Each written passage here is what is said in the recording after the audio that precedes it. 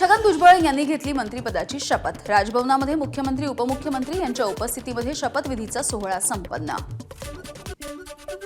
ज्याचा शेवट चांगला ते सर्व काही उत्तम। भुजबळांची शपथविधीच्या नंतर पहिली प्रतिक्रिया, तर कोणत्याही खात्याची मागणी केलेली नाही, मुख्यमंत्री देतील ते खातं चालेल, भुजबळ यांचं वक्तव्य। उपमुख्यमंत्री एकनाथ शिंदेंकडून मंत्री छगन भुजबळ यांचं अभिनंदन। भुजबळांनी अनेक विभागाची जबाबदारी सांभाळली, त्यांना मोठा अनुभव, शिंदेंची प्रतिक्रिया।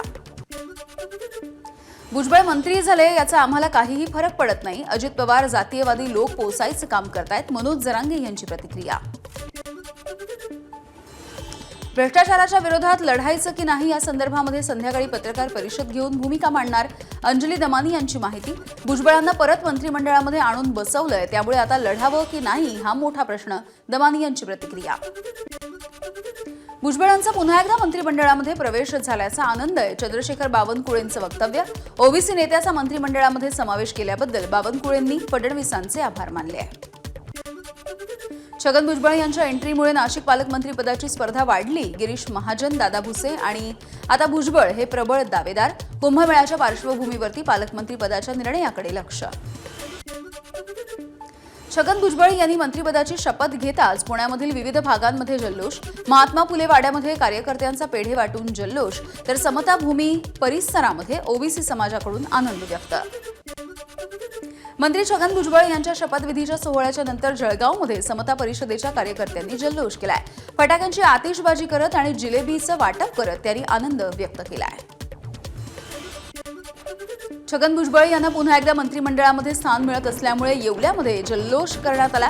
कार्यकर्त्यांनी फटाके फोडून घोषणाबाजी सुद्धा केली आहे। छगन भुजबळ यांना मंत्रिपद मिळाल्यामुळे धाराशिवमध्ये जल्लोष, फटाक्यांची आतिषबाजी करून एकमेकांना पेढे वाटून त्यांनी आनंद साजरा केला। छगन भुजबळ यांच्या अभिनंदनाचं नाशिकमध्ये होर्डिंग लावण्यात आले। मंत्रिमंडळामध्ये वर्णी लागल्यामुळे कार्यकर्ते आणि समर्थकांमध्ये आनंदाचं वातावरण आहे। केंद्रीय गृहमंत्री अमित शहा पुढच्या आठवड्यामध्ये महाराष्ट्राच्या दौऱ्यावरती येत आहेत। 26 मे रोजी नांदेडमध्ये अमित शहा यांची जाहीर सभा होणार आहे। मंत्री अतुल सावे यांच्याकडून सभेच्या तयारीचा आढावा। ज्येष्ठ खगोलशास्त्रज्ञ जयंत नारळीकर यांचं निधन झालंय।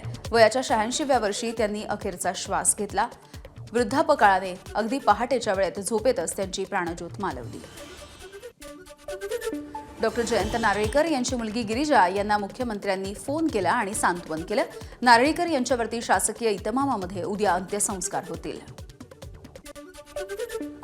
महाराष्ट्र भूषण जयंत नारळीकर यांच्या निधनाचं वृत्त अत्यंत दुःखद आहे। एक महान शास्त्रज्ञ आणि तितकाच मोठा लेखक आपण गमावलाय। मुख्यमंत्री देवेंद्र फडणवीस यांची एक्स पोस्ट।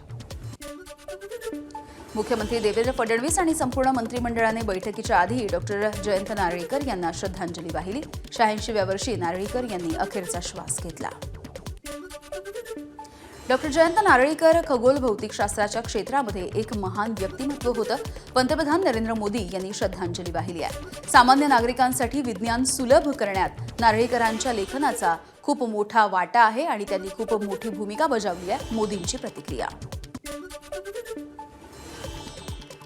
अरुण डोंगरे यांच्याकडून गोकुळच्या अध्यक्षपदाचा राजीनामा। हसन मुश्रीफ आणि सतीश पाटील यांच्यासोबत चर्चा झाल्याच्या नंतर गोकुळच्या एमडींकडे त्यांनी राजीनामा सोपवला।